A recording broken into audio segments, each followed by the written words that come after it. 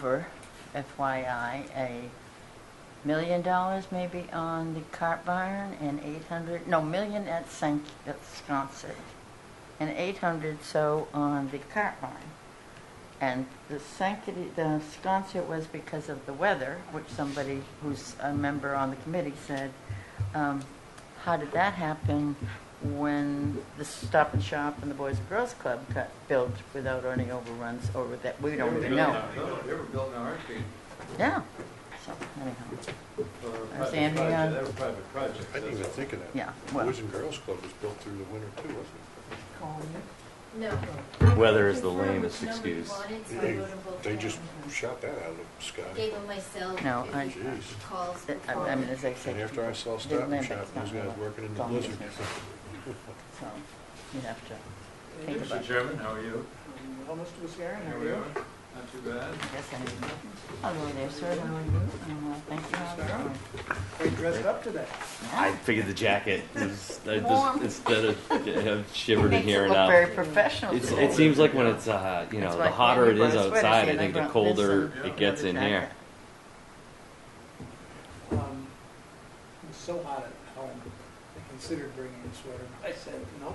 I said I think knew it for was. some reason it gets colder in here when it's Yeah, hotter it out. does. I'm always bringing an extra jacket or two.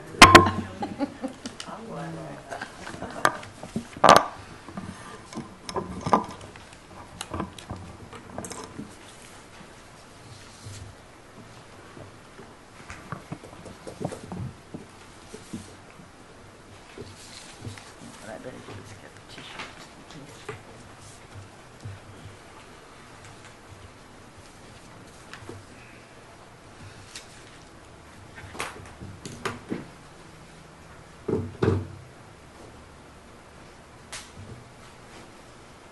Are we controlling it again? Yes.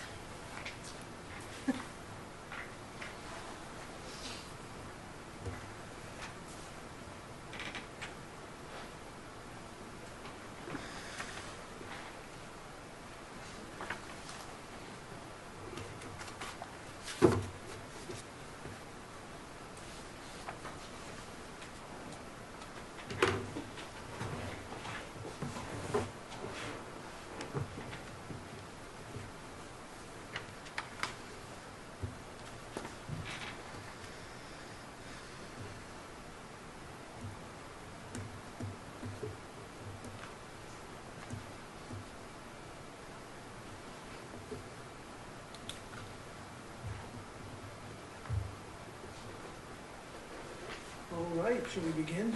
You need notice? I have started it, although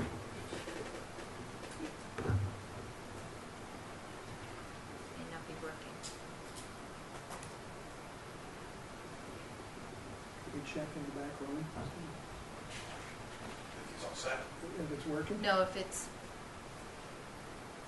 live streaming, it's telling me I need a flash player, so it may not be.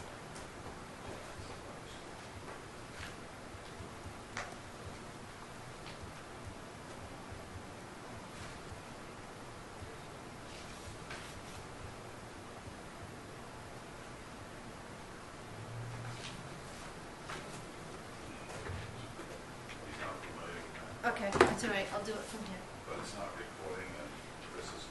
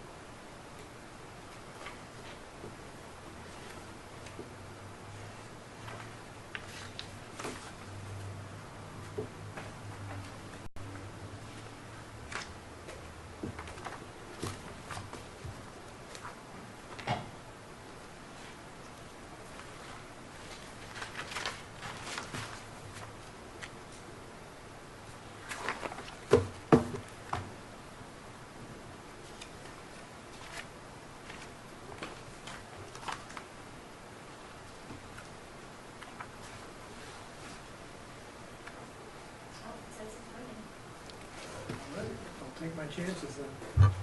Good afternoon. I'd like to call to order the Nantucket Memorial Airport Commission meeting for September 8th, 2015. A reminder that this meeting is being recorded. Commissioner Planzer is absent today.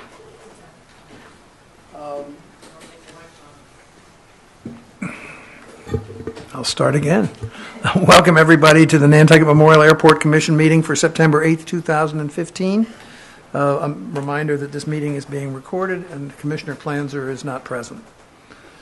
Are there any comments on the agenda? Hearing none, it is adopted. We have minutes of July 30th and August 11th, which were sent to you today. Are there any questions or comments? Are you prepared to vote on them? I am. Good to me. May I have a motion to I'll make a approve the motion to approve both 7:30:15 and 8:11:15 minutes. Is there a Second second? that. Thank you, Mr. Biscarin. We have to take, no, we don't have to take a roll call. There's nobody on the phone. All those in favor? Aye. Aye. Opposed? Carried unanimously. May I have a motion to ratify the warrant of August 19th and approve the warrant of September 9th? I'll make that motion. Second? All those in favor? Aye. Opposed? Carried unanimously. I now would like to open a public hearing to consider proposed revisions to the airport's rates and charges, specifically with respect to the customer facility charge. Mr. Rafter, before I open this for public comment, is there anything you would like to say about? Two items. One, at the last commission meeting, I believe we were asked to check to see what Hyannis is charging. Hyannis no longer charges a customer facility charge, according to their airport manager. And I would remind the commission that in the white paper that was done by the master plan consultant, the CFC it was suggested that we look at increasing that as soon as possible. Did you say Hyannis is not charging it anymore, Mr. Rafter? That's correct. That's what Thank you. the airport manager Did indicated. he say why? I don't believe he did. That they finished collecting Oh. for whatever purpose they were using their CFC for. All right. And the proposal is to raise it from $2 $2 to $4, yes. per rental day per vehicle, right? Correct. Is there public comment on this matter at this time? Mr. Conlon? Should I post the mic? Please, and identify yourself. Good afternoon. I'm Ray Conlon. I own Nantucket Windmill Auto Rental. Couple comments. First of all, the air traffic from Hyannis is so far down that we're having a tough time making ends meet during most of the year. It's easy in the summer when the good weather is here and I have all the competition present. But as soon as the days shorten, two of my competitors leave and we're left to serve the community. And we are noticing a tremendous drop in the air traffic from Hyannis. Now, it took a huge drop when you increased the airfare, what do you call it there, customer facility charge or the employment fee. Passenger facility charge. For passenger facilities, excuse me. The airfares have gone since the year 2000 from around the neighborhood of $30 each way up to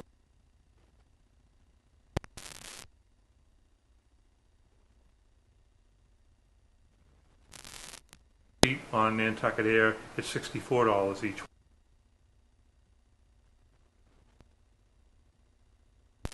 Customers, which we have over 200 active accounts. We're at $45 a day in the year 2000. They are now at $49 a day, not even up 10%. We went from no customer facility charge to the $2, and now you're talking about increasing it to $4.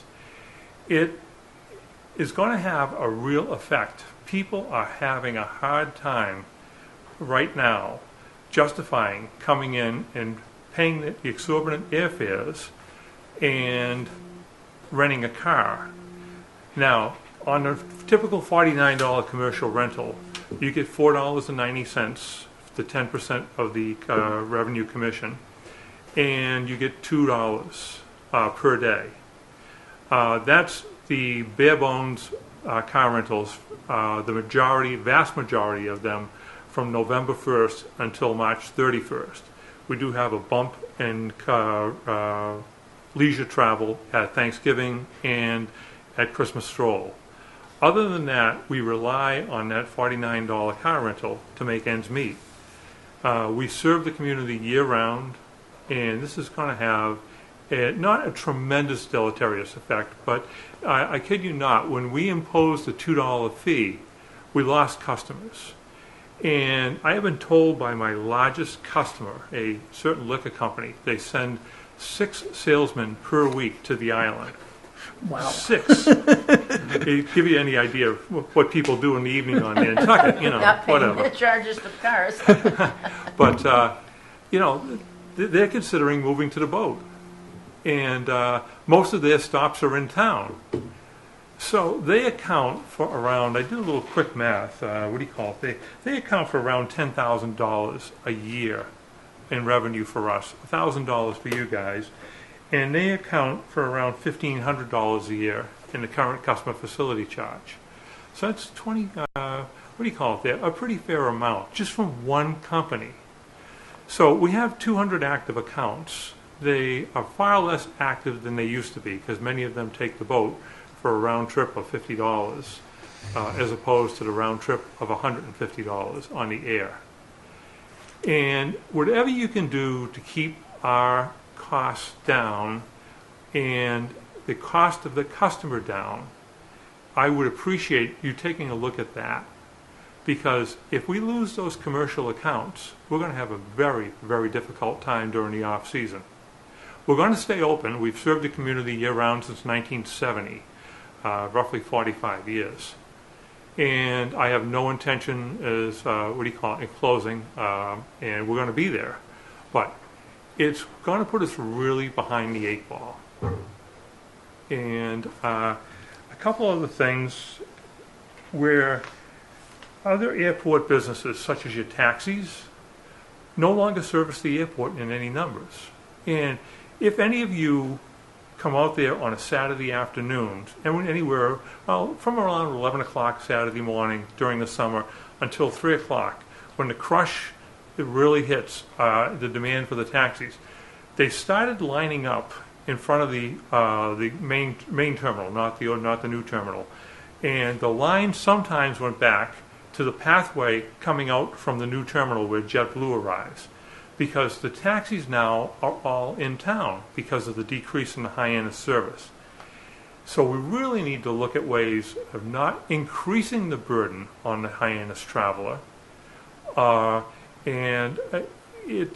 every dollar counts to these businesses. They call us and question. We had the Department of Children's Services on the phone today questioning us on an invoice. Over $4. One of their workers didn't fill it up with gas. Over $4. They look at everything. Another state agency, the court system, used to fly the people in, and they send them by boat. They're gone. So every dollar you increase it, we see a decrease, way beyond the point of diminishing returns as far as the typical commercial customer coming from Hyannis, flying to Nantucket, and renting a car. We get a lot of, we do a lot of business during July and August. There's no question about it. It's, we're just about, there aren't too many rental cars on the island because for the most part, even if you don't have a reservation, you can get a car at any time of the year. But the other 10 months of the year are anybody's game. 4 of those months, I'm the only game in town. So, I'm not talking about competition from in town. Young's, as well as Affordable Rentals, advertises why rent a car at the airport and face those exorbitant airport fees. And that's right in their advertisement, right on their website. Now, Hyannis, we call it the air travel to Hyannis is down from Nantucket, obviously, because the number of flights are down. And I'm speaking to the Hertz representative over there. He's hurting because the people are coming in and renting. Budget has put a facility at the boat, and they're doing far more business at the boat than he's doing at the airport. And I have a strong feeling, although I don't know this for a fact, I'm only speculating, that Hyannis is trying to increase the travel back and forth as opposed to decreasing it. And this, make no mistake about it, this is going to decrease the people coming in and renting a car. May not have a bunch of effect on the number of people flying to Nantucket, but I have a feeling if they need to get here and they need to visit all their stops, the majority of which are in town, why not take those $50 round-trip boat tickets as opposed to spending this tremendous amount of money to fly here? And, you know, like, we're going to be in the tank. We're hurting. We're noticing the big hurt. And that's all I want to bring up. Thank you. Any questions? Well, I have a couple of comments to you, Mr. Conlon. I know you mentioned that the PFCs made the ridership coming from Hyannis down. I don't believe that was it, and was not for that when it was voted on.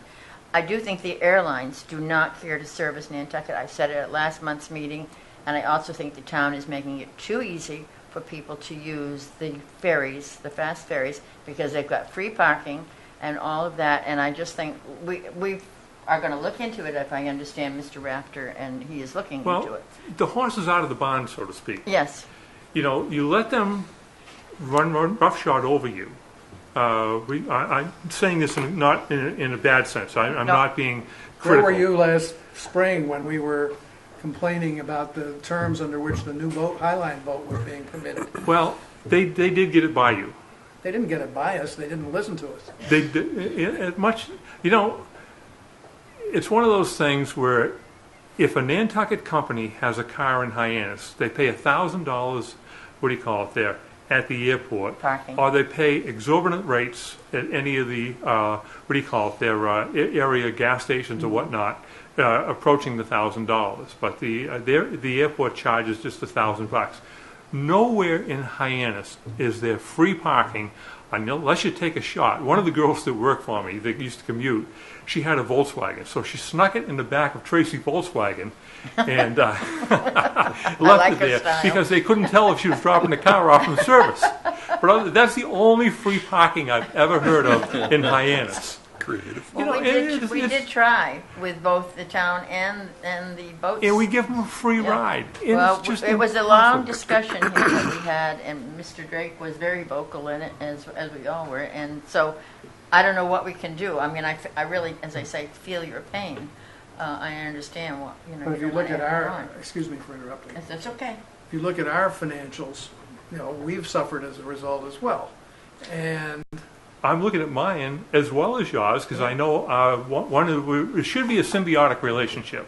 One benefits and the other benefits. well, we've had our differences in the Well, past, of Mr. course, Conlon. you know, tried to. and, Well, you know, anyway, you that's want it another both- story for in a another day. sense, you know, you want it both ways.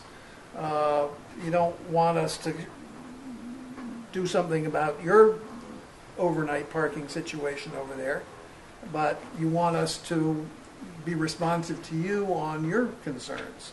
Well, You know, I'm not saying that's a reason not to listen to you, but I think you need to be a little realistic about, you know, the situation that the airport finds itself in too. And so, having said that, we will certainly consider your comments and appreciate them. And can I address just that one comment Sure. very briefly? Overnight parking has taken place on my lot since the 1950s. The Airport Commission, in their wisdom, not this present commission, what do you call it, has constructed huge lots. They've constructed a cabana which is not used for anything except the TSA having a cigarette break. my brother had a picnic there. And, you know, they've squandered $400,000 on the first air show that unfortunately didn't take place because of the hurricane. You know, they rented Sanctity, what do you call it there, for one of the past chairman's son because he was a pilot. You know, they had a great banquet to bring him there. They've squandered amazing amounts of money. But That was then, and this is now. I have a hard time knowing that that property is predated.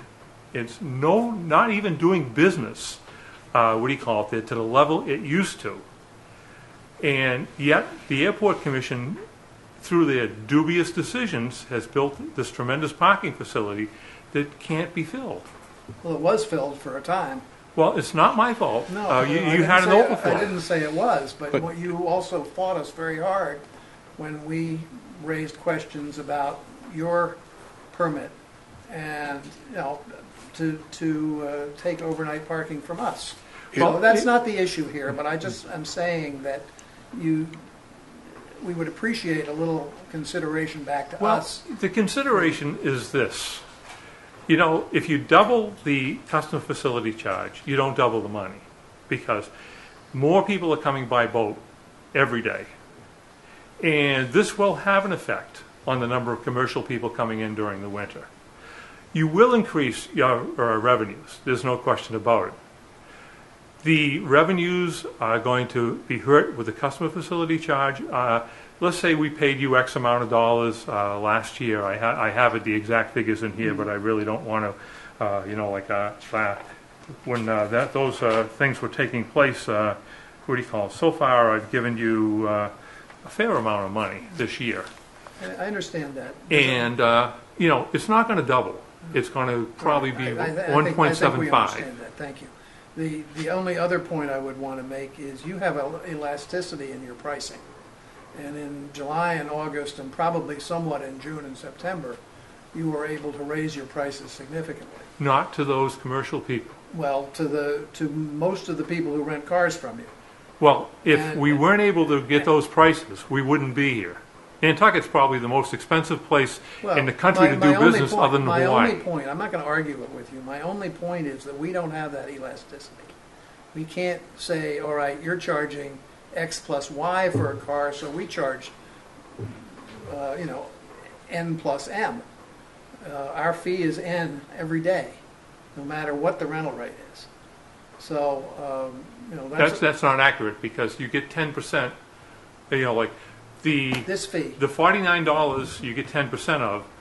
The $229 for the Jeep in a day, you get 29 whatever. The 10% of that is. So the fact that people are renting cars at off-airport locations, that's 10% of that revenue that escapes you. Affordable rentals I sells out understand. every Now, day. you don't need to explain all that to us. We understand that. Well, I'm not contradicting you, but I'm bringing up another view of the revenue sharing system. There's competition.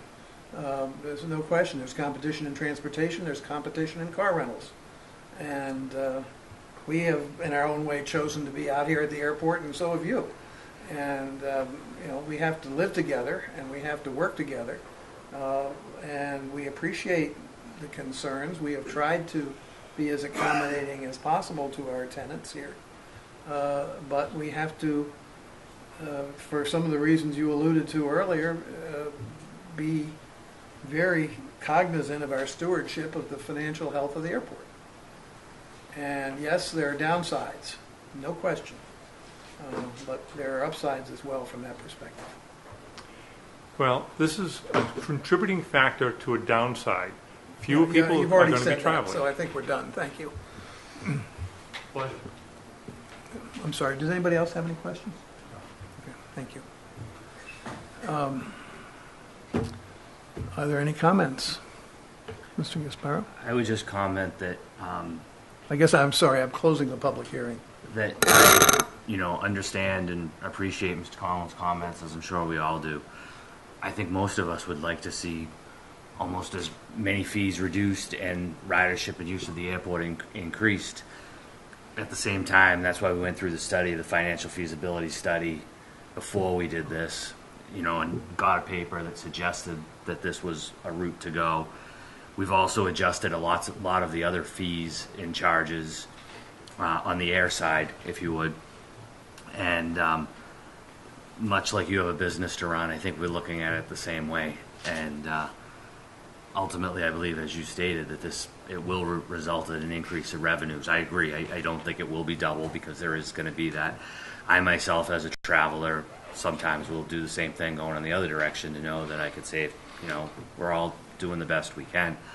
But in my view, as one commissioner, I'm going to support this because I feel it, as it was suggested when we did the whole financial, it was a very direct, and I don't know if you've seen the paper, suggestion to the commission that, in comparison to other airports and given the debt service and the structure that we have, that it's a place that we should look at the fee increase. Anybody else? What do we get for this charge a year? What's the revenue from it now? Do you have any idea? It's approximately $80,000. So it could go to 140 or something like that. I think that's a reasonable Mhm. projection. Thanks, Tom. Anything else? Does anybody want to make a motion? I'll make a motion that we adopt the rates and charges as drafted before us, including the increase in the I customer think that's facility charge. the only thing that's before Yeah, us, that's the only actually. change. The increase in the customer facility charge to, $4. thank you, is there a second? I'll second. Is there further discussion? All those in favor? Aye. Aye. I'm opposed. Opposed? All right. I feel that, again, like we're losing business people coming to the airport, and I just think that could be one more product, even though I love your arguments, or I really believe in them, Mr. Gasparo.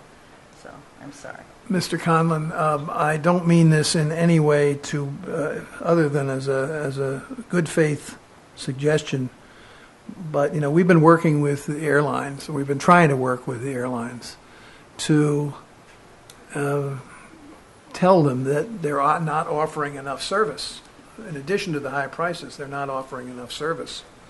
And I've been trying to get a reservation to Boston at various times for weeks. I went on in the end of July to get a reservation for my wife to Boston on in a specific time frame on a day at the end of September. There was nothing. There's nothing, even with all the flights that Cape Air has, there's nothing, because they've cut out the extra sections, and I can understand it. They're trying to maximize their revenues just the way the rest of us are, but I think if we all can work together somehow in working with them to try to find some solution, that to me is really the worst problem here. They're constraining capacity. And if you'd like to comment, please. The last time there was any genuine competition among the airlines is when the island shuttle, and that was a dubious operation at best, was running.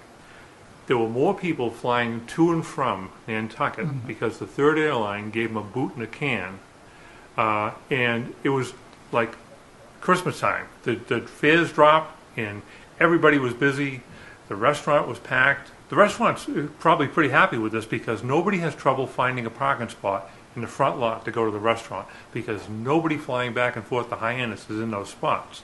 But the taxis were happy because they were carrying a bunch of people, and we were happy because we were renting cars to them.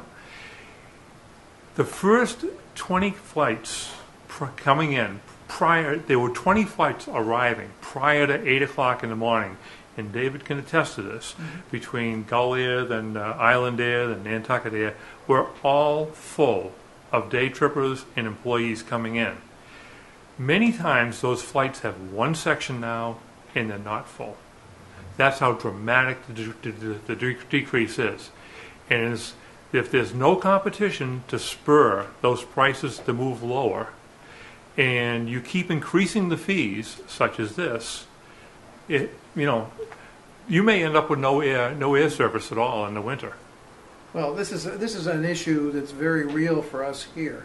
It's a national issue as well, and it's something that we all have to pay attention to and speak out about, because it is a serious problem when on a place like this you can't get off within hours of when you need to. And the alternate that suggested, this is Boston, of course, not Hyannis, the alternate suggested is a 5-hour trip with two changes a plane and they want to charge you $400 for it. So we're all a little bit at fault in this, but we Well- need to work together to try to. If the day ever comes when they stop flying because it's not profitable altogether, or they limit the service so much, and the ice clogs the harbor as it did this past year, and the boats can't go, a lot of people are going to be very unhappy. And those are the people you're serving, the people of Nantucket, and their ability to travel on and off this island.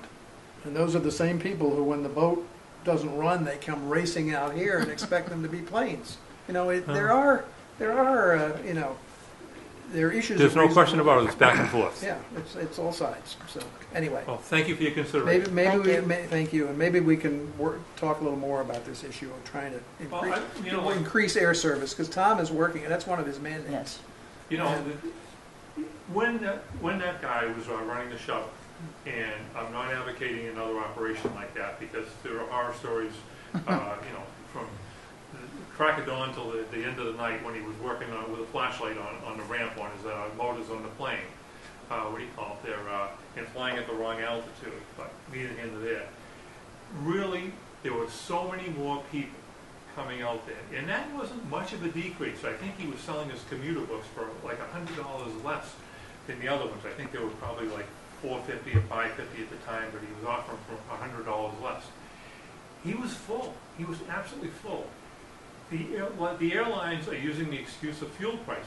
The fuel prices are lower now than they have been any time in the we past can year. go into all that, you know, at some other point. This is not the appropriate The time answer do to it. the question that somebody asked when the price went from 99 to 140 was ridership is up.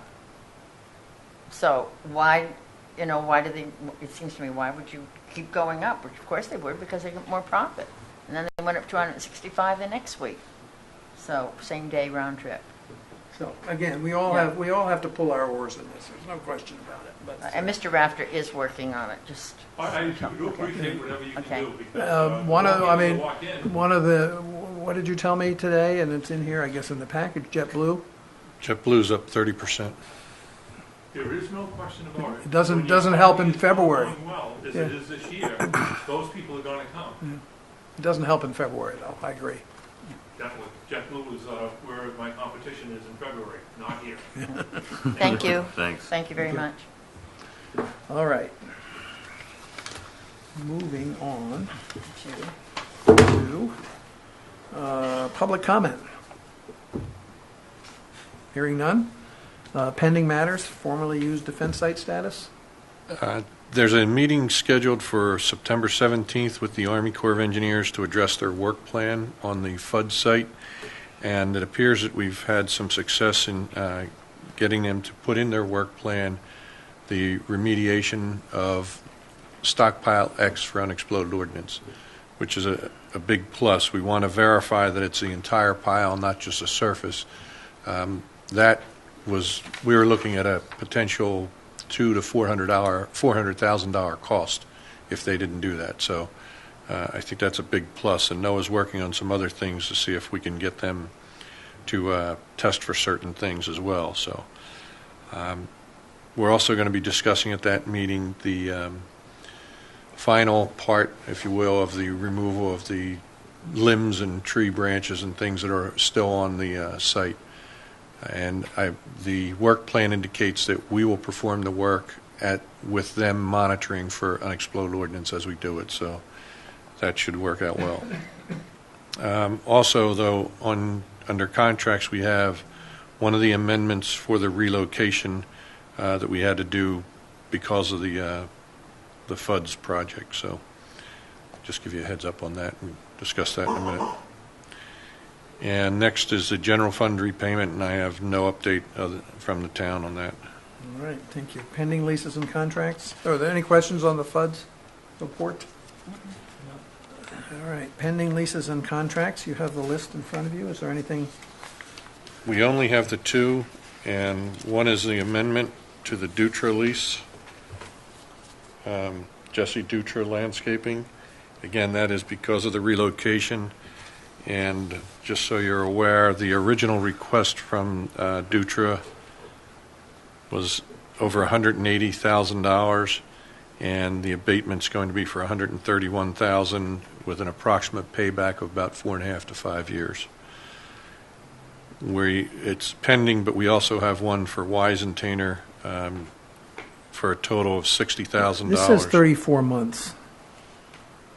Is for that incorrect? For Dutra? Jesse Dutra. I'd have to double check, Dan. I think that's probably closer to it. I did not take into account any CPI or anything here. Okay. And there's already, some of this has been already credited, I think, to it. So Okay. the other is an agreement for purchase of the aircraft tug that we had put the bids out on for the Shane Group. Any questions? Is there a motion on these two contracts? Jesse Make a motion to Dutra, approve both contracts. second. Second. All those in favor? Aye. Aye. Opposed? Carried unanimously. The master plan and sustainability program update. We're getting near the end here. There have been some last-minute grammatical or, minor changes to some of the narrative, but we have been back and forth, myself and Bill Richardson from Jacobs, with the FAA representative Lisa Lesperance regarding the airport layout plan. You may recall the commission voted not to support 3 items. It was a small portion of parallel taxiway for 1533, the infill between taxiway F and the apron, which would result in us losing the back parking row on the apron, and the realignment of stub taxiways. The FAA had no problem with us eliminating the small parallel to 1533. They did not make any comment on that. On the taxiway Fox infill, they indicated since we already have a modification to standards that would just continue, and they didn't need any further action on it, that we could continue to show it as was on the previous airport layout plan. On the realignment of the stub taxiways, they essentially told us that we would not be issued or considered for a modification to standards on that, and because they're being told they have to hold to that standard. So in discussions with the master plan consultant, we determined that it's best to leave it on the plan. We won't be constructing them for at least probably 2 years or more anyway, and by then we'll have a better idea of how the entire program is going to be formulated on a national basis that requires the relocation of these stub taxiways. There are other airports that I think are having challenges as well, and they're working through a process. It's fairly new, so we're going to leave it on. And if you look at the airport layout plan in the bottom right, it's designated as FAA required pavement. So that's the way we're handling those 3. There was one other change to the airport layout plan that the FAA brought up in their review, and it was the relocation of the localizer. It's in the runway safety area, which is a major program that the FAA has been undertaking in the past 3 years to improve runway safety areas. When it was cited as an alternative by the master plan consultant, it ended up basically out on the dunes, which we said that can't happen. It would, 1, degrade the signal, 2, it would be a problem putting it on a dune area. So they came back and said they would like us to show it 185 feet further out, which is the maximum it can go. It will not be out of the safety area, but it will improve the overall safety if an aircraft were to overshoot the runway. So it's really a no harm, no foul for us. It's not our project. It's an FAA project, so we put it on the airport layout plan as they had indicated. So there are the changes that have been made, and I'd like to request permission to have the commission approve the airport layout plan. The process would be the chairman would sign it. It then goes to Mass DOT for their signature, and then finally on to the FAA for their signature. I'm not going to sign it without your blessing. Hey, Mr. Phil, Gasparo? just questions. How long do we expect that this plan will be in effect for before we are either required or would likely do an update? Typically, you're supposed to review them on a 10 to 15-year cycle. The way it works is essentially you can't build anything that's not on the plan unless you go back and request a pen and ink change. So you can put things on after it, but it's a lot easier if it's on the plan to do the project. But just because it's on a plan doesn't mean it gets done. That's why you have the updates too. You know, as you probably know, some of these hangar projects have been on previous master plans for years, and they just haven't been done because there was either no demand or no financial capital to do that. So, Thank you. Other questions? No questions. I would entertain a motion to authorize the chair to sign the airport layout plan on behalf of the commission and to offer it to the Massachusetts Department of Transportation and the FAA for acceptance. I'll make that motion. Second? All those in favor? Aye. Aye. Opposed? Carried unanimously.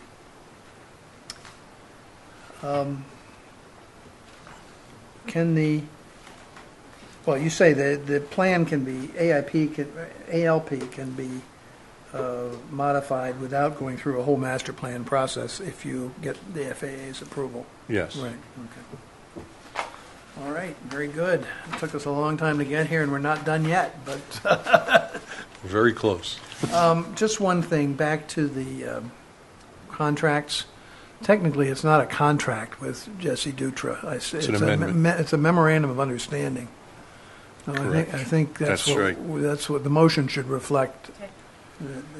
Yes, It's and a the memo- attorney then will draft the amendment for it. Okay. Next, Mr. After the manager's report. On the project side of the house, the North Apron Rehab project began today. They mobilized equipment. We're laying out the actual parking positions. We're moving JetBlue down 2 or 3 positions to make way for the contractor. That's a 90-day project. I believe it'll be done probably within, I'd say, about 60 to 70 days if we're lucky.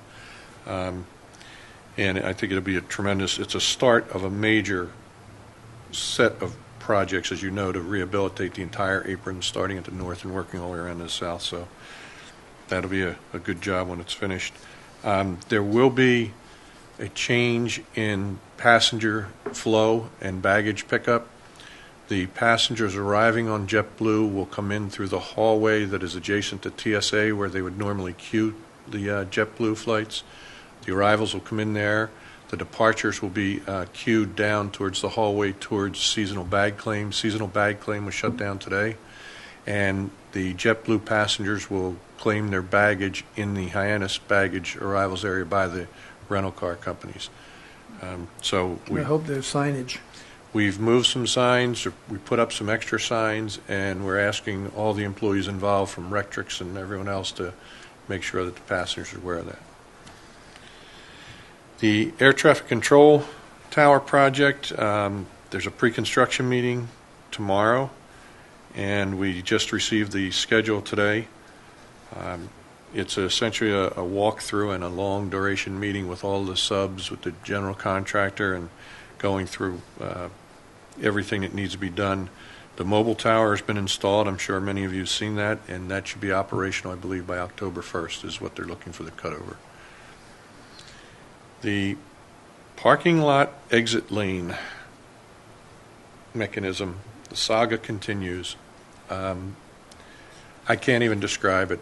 The patience of our maintenance folks should be commended, but Scheiten Bachman has sent over a representative numerous times to replace numerous pieces, and I explained to their national representative over a week ago, I said, please just send me a competent mechanic and tell me what we need. Whatever it is we need, we'll buy. He's supposed to be back again this week, did not complete it last week, and like I said, this is probably the 4th visit or so. We have budgeted in the capital, which you'll see later, for changing out the system, but I don't know what to say other than Robbie Holgate has done a tremendous job trying to work with them, trying to get this thing moving, and it's not very easy. On a brighter note, we have a brand new telephone system in the airport, and thanks to Janine, I commend her. I can't even describe the upgrade. It'd be like going from a bicycle to a jet engine. And it was done quickly and efficiently. If you may recall, we were looking at having to run fiber optic from here or from the airport down to this building at a very, very costly project rate. This was done through using voice over IP through the internet at a much more realistic, reasonable rate. And I just want to say thank you to Janine, because my patience was wearing thin with that old system too. So that's a very good note. On the RFQ, RFP side of the house, we had another objection from Oshkosh on our snow removal equipment bid. We made a determination we're going forward. We bid the project twice. We're going ahead with the low bid award to Kodiak North America. You may recall they were about $610 less than Oshkosh. Oshkosh was reiterating similar issues that they had before that we modified to put out in the second bid, specifically with regard to the Tier 4 engine requirements the EPA has. So we consulted with FAA. They said it's our decision, but they think it's best that we award it to. So we're moving ahead with that. Awarded to Kodiak, right? Yes, for $697,200. Thank you for approving the award for the tug contract. That's desperately needed. And I'm working on a request for proposals for the airport gas station to include fueling, an alternative for fueling of municipal vehicles as well. On the operations side, if the Commission has no objections, we're going to continue with the off-season discount parking program that we've had in place for a number of years. The annual report for the town is in your packet. On the, I have a meeting next Wednesday with the town manager to begin the review of our capital projects. I put a draft handout together too. I'll be glad to entertain any questions you have with that. We're trying to minimize what we did to plan this. We put the senior management together throughout every project that we could think of, for the foreseeable future, and then we used our rating system with the clickers and ranked each one of them, and then fine-tuned it based on the finances and what was available and some other things. So again, that was the first draft I put together. It's in your handout. We also have a meeting scheduled tentatively, I believe it's October 5th, with the FAA to go over our capital improvement plan. I don't have a time or location for that yet, but typically it's a little out of sync. What happens is I will go through the capital plan locally with town administration and capital planning committee, and then it gets fine-tuned based on what the FAA indicates that they're willing to fund in terms of projects. The 3 CIP projects that we're looking at are the interactive employee training, the flight information display system, and I'm forgetting the third one. It's listed on. The vault room rehabilitation. That is the replacement of the regulators for our airfield lighting system and switchgear, which are desperately in need of replacement. There may be an environmental piece that needs to go in there. I have to look at the amount of funding we have from prior appropriations, but that may go in there as well.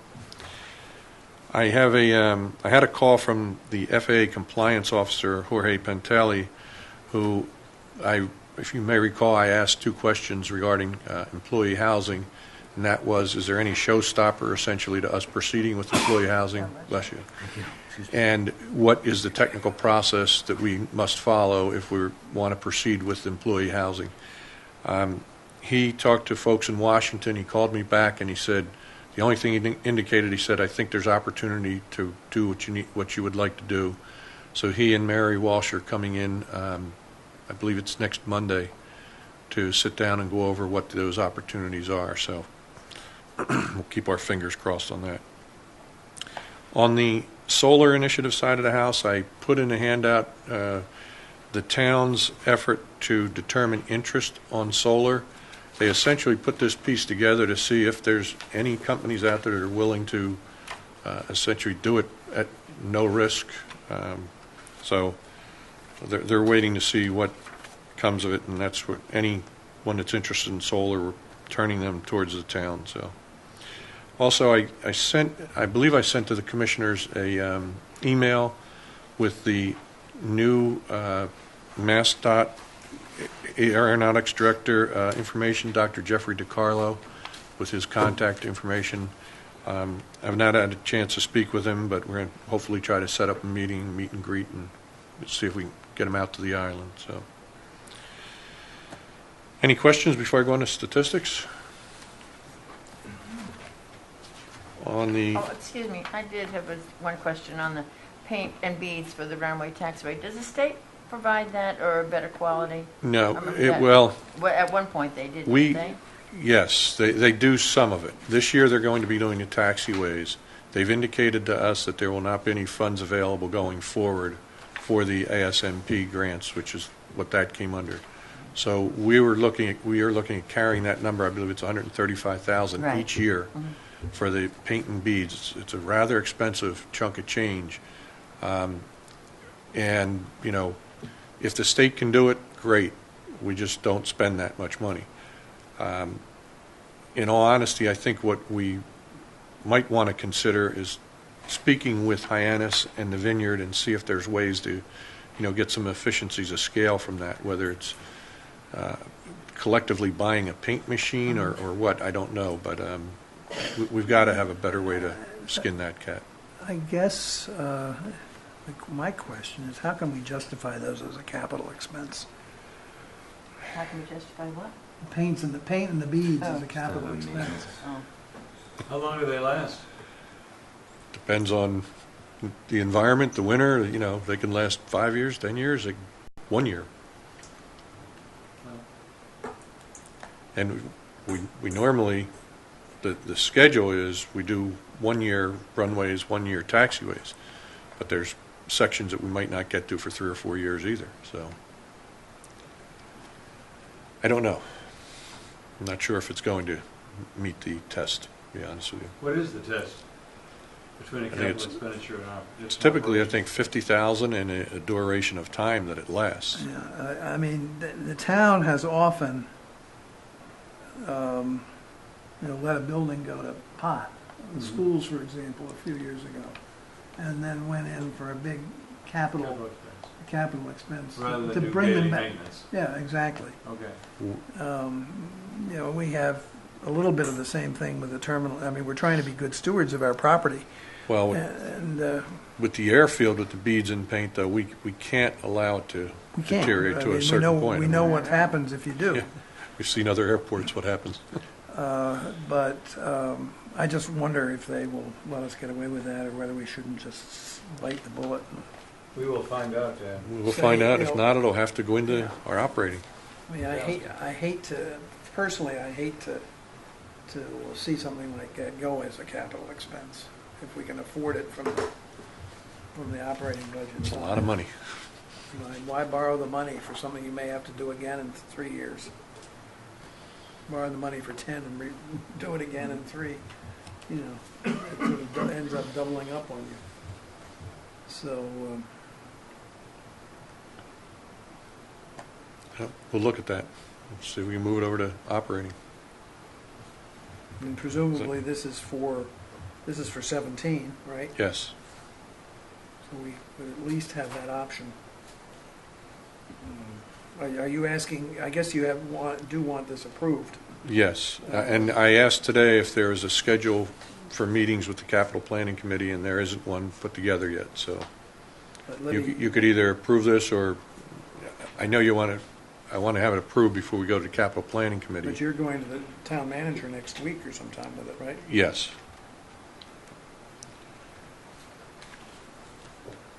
All right. I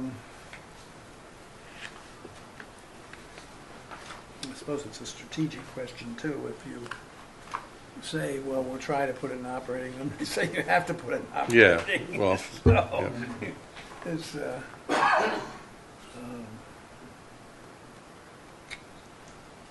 all right. Is there a motion to approve the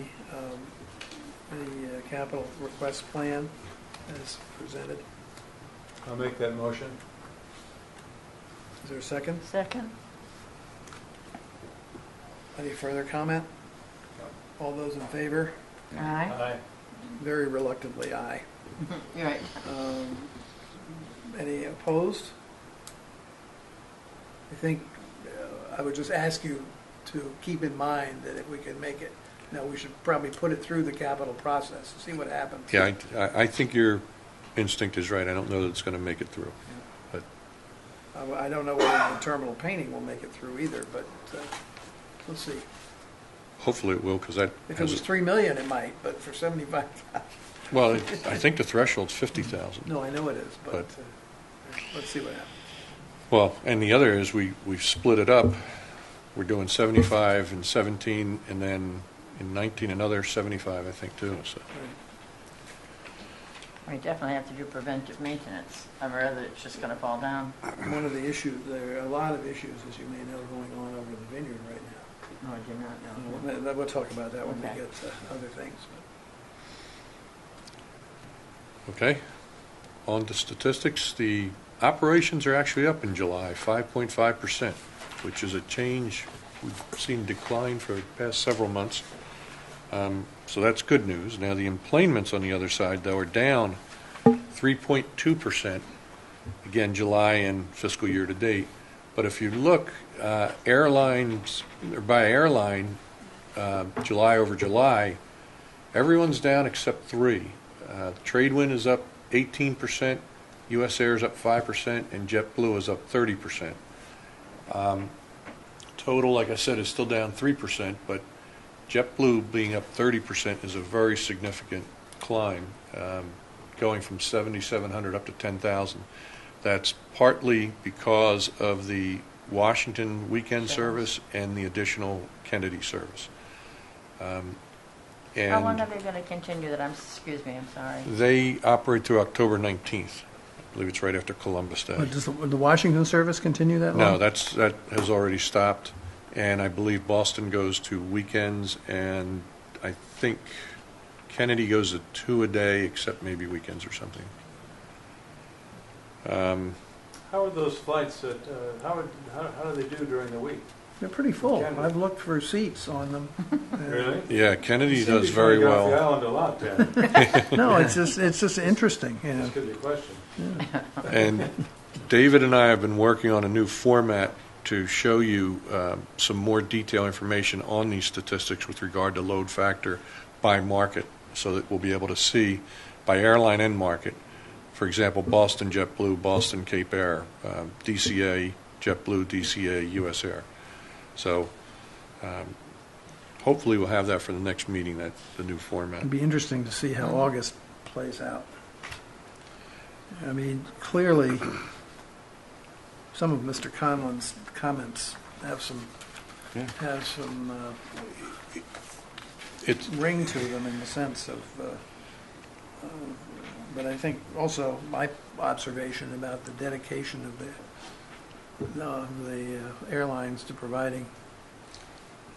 It's a combination of the frequencies, level of service, which level of service and definition of air service has a lot of components. But also, essentially, the Hyannis market, you're competing with technology. The boat is a new technology.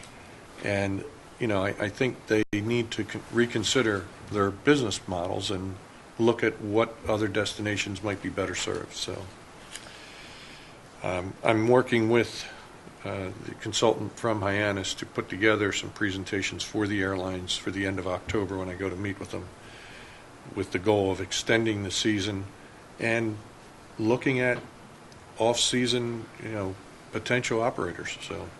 But other than JetBlue, it's not a great story for the seasonal.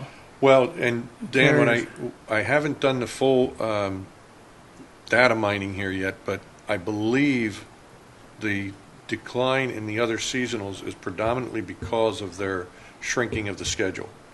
For example, United, I believe it was only here 6 weeks this year. And Continental used to run several planes a day. Right. If my memory serves me. So that's what I say.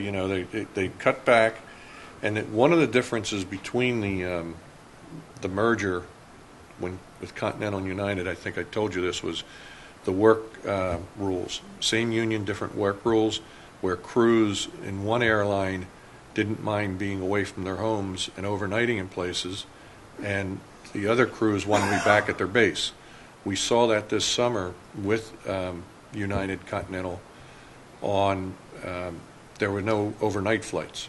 So the Nantucket Inn across the street took a bit of a hit because they lost that contract. And, we lost some flights. So we're looking at, David and I are trying to get down. He just sent me some data today or yesterday where I'm trying to, again, look and see what the relationship to number of flights is as well as passengers to see if they cut back on flights. So, Do you have any idea how the shuttle from New York or New Jersey is it impacting anything or not? Or is it... the one from New Jersey, from Morristown, the Ultimate Air.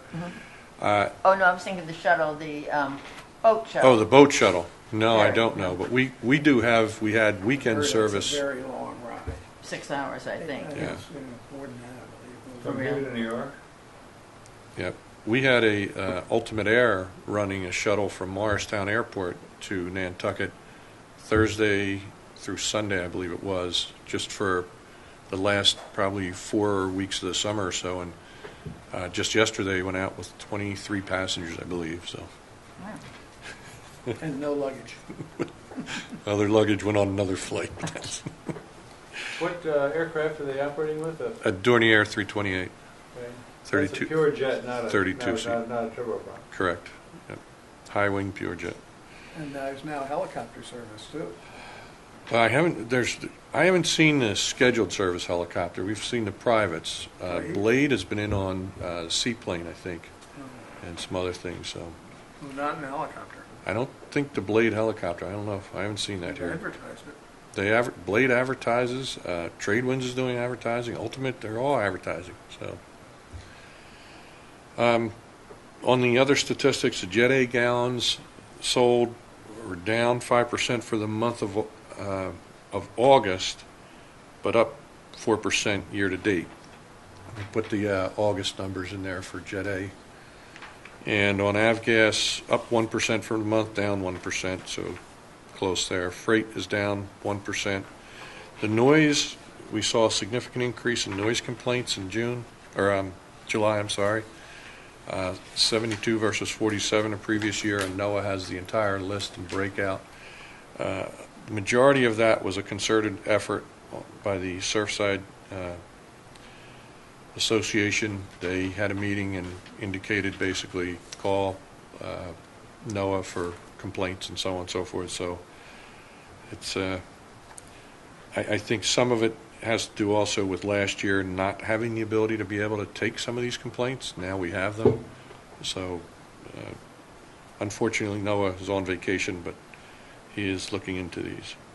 This reminds me, didn't we set up the deal with Island Air, the over-the-top Yes, route? and there were no complaints associated with that single engine over the top. Are we supposed to take action, or do we just let it continue? I'm going to defer to Noah. I think we're You don't looking for remember how action we- at the I next don't meeting. remember how, I thought it was September. Maybe Yeah, I it's- thought we were going to revisit it at this meeting, but Yeah. we'll just put it off another. If we Yeah, could let's do put it in on the October. agenda for next Okay. time, just to, okay. Let's see. On the personnel side of things, I'd like to congratulate Wilma Perez. She has accepted the offer for the FBO supervisor. She's a diligent worker, has demonstrated a lot of initiative, and I think will do very well in that position. And on our seasonal staff, we got hit pretty hard this year with a number of them leaving early. We're down to one. We were down to one a week ago. So we're incurring some overtime we had to get through this weekend. But at the same time, we had a good lead yesterday from an individual who actually used to work in operations. He's now a station manager for Tradewinds in Puerto Rico. And he said he may have some good leads from his staff in Puerto Rico that may be interested in working summer, year-round, full-length summer here. So we're starting the process now to try to get a stronger seasonal staff together. Preston thought for sure he had it the best, strongest one this season, and didn't pan out. So, Although I think there is some benefit to recruiting students, as we did from that aeronautics school, wherever it was, yeah. and having at least a couple of sort of student intern types Well, as and well. interestingly enough, that's what this fellow indicated too, is a lot of his people are students. We do have some of those students who've already expressed an interest in coming back too. So we'll continue with that, but we need to have a stronger mix of the ones that will get us through, hopefully even to Columbus Day. So, I understand. Okay. Thank you. and that's essentially my report. That's it, actually. Any questions or comments, Mr. Rafter? Just one on the 21 complaints that were based on air traffic control instruction.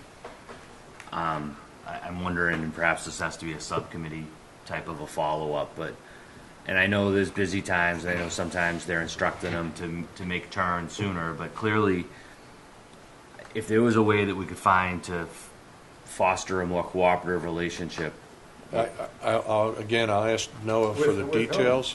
with ATC. Whoa. I've been out here a whole lot, and they do what they have to do. They don't care about noise. Safety, safety, safety. They got 16 guys rolling in on the ILS final approach course, and they got to deviate somebody or tell somebody to fly a circle somewhere. That's what they have to do, and I think that would be not a useful conversation to have. But I would, maybe we can talk to them. That's my knee-jerk reaction. I'd like to find out more about what the makeup of those complaints was. Yeah. I agree exactly with what Tony was saying. I was about to say, I've actually seen some things, and I said to myself, boy, why are they doing it? And I thought to myself, I'll bet there's another airplane right behind it, and there was. I've come in here when they had, say, you're number 15 on the ILS, turn left heading dead south over the ocean, and we'll hope to see you sometime later. When you're in a single engine airplane, you're kind of gulping, making sure that life preserver is going to work. So, That's what I'm saying.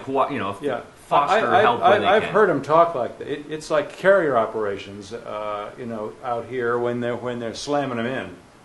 And they're landing people, getting them off the runway, boom, boom, boom, boom. I'm very impressed with the way ATC handles it out here. But when they got to do something, they got to do it, and noise is not a factor, or even an interest. But they're just trying to keep two airplanes from coming together. Yeah, we'll look into the details on what was involved there. My thought was understanding perhaps when it's not that busy.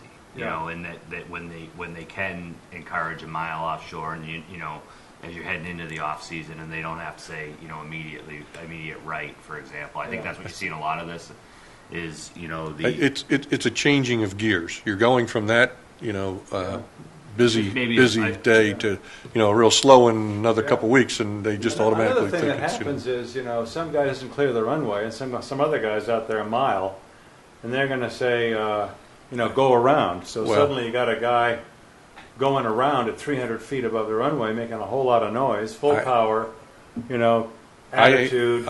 I observed an operation flaps up, making a whole lot of noise. He can't stop that. That's just the way that is. this past weekend. I observed something that I thought for sure. I said, "There's something wrong here."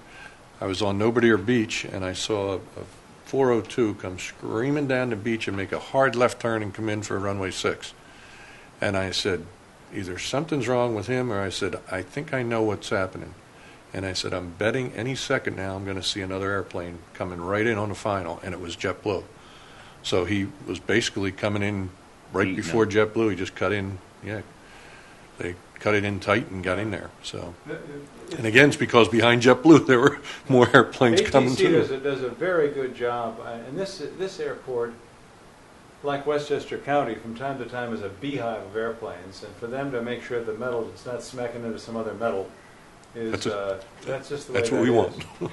They have, I had to go around from I was in short final at Westchester County with a 300-pound guy sitting next to me in a small airplane. They said, go around. I'm down to 80 knots, nose down, full power, right rudder, trying to keep the thing in the sky, and I'm making a whole lot of noise right over that neighborhood. There's nothing I can do about that. Just because some guy didn't clear the runway when the tower thought they were going to be off. So that's endemic you're not going to see that in September much. And clearly not. That's what we hope. That's just a comment. Okay. Yeah. Are there any other commissioners' comments? I had one commissioner comment. I was following up on Tom's, but I didn't want to bring it up necessarily during when we talked about the leases, but I'm wondering, once again, we find that we don't have a signed lease from United. They went through the whole season, and whether for a future meeting or an agenda item, or if there's a way, whether we should be developing a policy that then the staff could use to sort of show to the airlines that say, the commission has ruled we're not going to allow operations without a signed You're going to lease have to or park contract. in the ocean. Something. I don't know how, I don't know, again, at the end of the day, if something isn't signed, you're not going to let them completely, but perhaps we could give the staff a tool from the commission level if there was a formalized policy. I'm working on a lease policy, a Yeah. draft for the commission to review, and I can add that certainly in there. When do they make their decisions about whether they're going to do the service here? Their schedules, typically they're set about 6 months in advance. So before year end. Somewhere around that, maybe the early first quarter. And that's why I'm going out in October to talk to these airlines, because that'll give them enough advance to modify any schedules if they need to. And I can certainly get them all the word. I'll make sure they're made aware of it. That no lease, no operate. Okay, I've got a couple of things quickly. The first one probably falls more in the nature of gossip than anything else. But I got a call about 2 weeks ago from one of the members of the Martha's Vineyard Airport Commission, one of the new members. He came on in April, I believe. As you know, they're appointed not by the towns over in the Vineyard, but by the Dukes County Commission. And there has been some friction between the airport and the Dukes County Commission, Airport Commission and the Dukes County Commission, which has mostly been resolved in favor of the airport. But the reason he called me was to get a reference on ADK, which is the search firm we used when we found Mr. Rafter. And apparently, the old commission had, it's hard to tell exactly what happened. I don't want to speculate. But clearly when these new commissioners came in, combined with their Part 139 inspection, caused them to decide that they needed a new manager. And the manager who'd been there, last I heard, they were heading to arbitration with him. But there were several issues, but the two ones that were related to the Part 139 inspection were the deterioration of the runway markings, and second was the fact that a family of deer has been living for some time inside the airport fence, and nothing has been done about it. And they were told by the FAA that if they did not remedy those two situations by, I believe it was October 15th, that they would lose their certification or have it suspended or whatever. Pretty serious. And I guess there are a lot of other things too. I mean, there were a couple of interesting articles in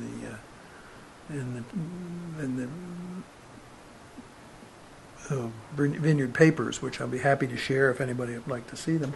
Certainly. Actually, Tom, since I'm not going to be going home for 3 days after this meeting, perhaps you could send them out to the commission. One of the things that he mentioned was that another thing that happened was they got a design grant from the FAA for a new ARF building in 2011, and nothing's been done. And there were 4 things, I can't remember what the 4th was, but it was equally. It was personnel, training. That's right, training. Inadequate records and inadequate training, that's right. How long has this manager been there? I don't know, he's been there a few years. But they have a lot of other, apparently they've got an SRE building that's falling down. Their terminal was built new 20 years ago and has had no maintenance. And, it's a lesson in how not to run an airport. Be interesting to see how it all plays out. Interesting. Thank you. Yeah. The second thing relates to the article in last week's paper, in which I was quoted, and Mr. Buscarin, you were quoted. This is the article on the carbon neutral. So that. I wondered if they talked to you. Did they talk to you? No. No. Well, they did not talk to me either. I think they got it from the, Well, but it read as if they had talked to us, and because I think I was briefly quoted. I had a discussion with Mary Ann Stanton about it, and I have not. They probably watch these broadcasts and write down stuff. Yeah, that's what I said. And then he claimed he went back and checked the veracity of his story based on the tapes, and I wasn't here to be talked to anyway. I don't remember what. I haven't gone back and looked, but I would be very surprised if I said that we got a guarantee in writing from Honeywell on the maintenance of the solar facility, which is one of the things I was quoted on, because we had a discussion about maintenance in the meeting, but we did not have ever anything that I ever saw in writing. In fact, that's what we were asking for, and we didn't get it. I think there was one sentence of mine that I said they promised us one thing and did another, or something similar to right. that. And I'm thinking, did I really say that? So anyway, caveat emptor when you buy your paper, because they don't get it from talking to you. No, they did not call me. Which is quite amazing. Anyhow, on to bigger and better things. Is there public comment at this time? Thank you. I won't ask you to identify yourself. I will entertain a motion to go into executive session under General Law, Chapter 30A, Section 21A, to review executive session minutes as enumerated in the outline. Under Clause 6, to consider the purchase, exchange, lease, or value of real property with respect to Exhibit A. The chair, having determined that an open session may have a detrimental effect on the negotiation position of the Airport Commission. And under Clauses 3 and 6, to consider the purchase, exchange, lease, or value of real property and discuss it pending litigation to Gatto versus the town. The chair has determined that an open session may have a detrimental effect on the negotiation and or litigation position of the Airport Commission. So moved not to return to open session. Thank you. Second. All those in favor? Aye. Opposed? It's done. Thanks, Brian. Nice not roll calling. Yeah, it is. Thanks, David. Dave. I bet they could save a few bucks if they... Oh, you gotta believe it. All right, shall I call Mr. Mackey? And we'll go into this even though we got to sign There's all. not many signatures. I've stopped the live stream. Okay. I gotta stop the other one.